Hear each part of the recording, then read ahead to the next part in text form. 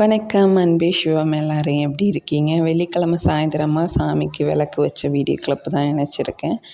வெள்ளிக்கிழமை அப்படின்னாவே மகாலட்சுமிக்கு உகந்த நாள் அப்படின்னு சொல்லுவாங்க. அன்றைக்கி கட்டாயம் எல்லாருமே வீட்டில் விளக்கு ஏற்றணும் அப்படிங்கிறது ஒரு ஐதீகம். செவ்வாய் வெள்ளி கம்பல்சரி எல்லாருமே வீட்டில் விளக்கேற்றி சாமியை வழிபடணும்.